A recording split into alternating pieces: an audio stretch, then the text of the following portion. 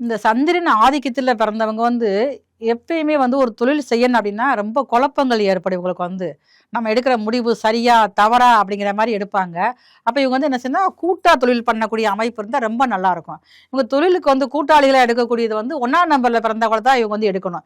ஏன்னா 7ஆம் நம்பர்ல பிறந்தவங்க வந்து வாழ்க்கை துணையா மட்டும்தான் ஏற்றுக்கொள்ள முடியுமே தவிர தொழில் கூட்டாளி அவங்க வந்து ஏத்துக்கிற முடியாது. ஏன்னா 1ஆம் நம்பர்ல பிறந்தவங்க தான் இவங்களை சரியான ஒரு வழிகாட்டியா கொண்டு போய் சிறந்த நிர்வாகத்தரமா எல்லாம் இருக்கிறப்ப வந்து 1ஆம் நம்பரோட சேர்ந்து இவங்க வந்து கூட்டு தொழில் பண்றப்ப இவங்களுக்கு தகுந்த லாபமும் வருமானமும் கிடைக்கும். அந்த வருமானமும் நிலையானதாக இருக்கும். இவங்களுடைய கருணை உள்ளம் அதுவே வந்து இவங்களுக்கு சமுதாயத்தில் நல்ல ஒரு பேரும் புகழும் கிடைக்கக்கூடிய அமைப்பாக இருக்கிறது. உங்களுடைய ஒரே ஒரு மைனஸ் என்னன்னா, உணர்ச்சி வசப்படுறதை மட்டும் இவங்க வந்து மாத்திக்கிறணும். அடிக்கடி மனக்குழப்பம், தனிமையிலேயே வந்து கற்பனையில வாழ்றத வந்து மாத்திக்கிறணும். அதே மாதிரி வந்து காதல் விஷயத்துல இவங்க வந்து ரொம்ப கவனமாக இருக்கணும். இந்த 2ஆம் எண்ணில் பிறந்தவங்க வந்து ஈஸியா போய் யார்கிட்ட போய் ஏமாறுவாங்கன்னா 5ஆம் நம்பர்ல பிறந்தவங்கிட்ட போய் ஏமாறுவாங்க. 7ஆம் நம்பர்கிட்ட லவ் பண்ணா கூட லவ் வந்து சக்சஸ் ஆயிரும். ஆனா 5ஆம் நம்பர்ல பிறந்தவங்கிட்ட போய் லவ் பண்றப்பதான் ஒண்ணு குழந்தை பாக்கியம் தடையை கொடுக்கும்.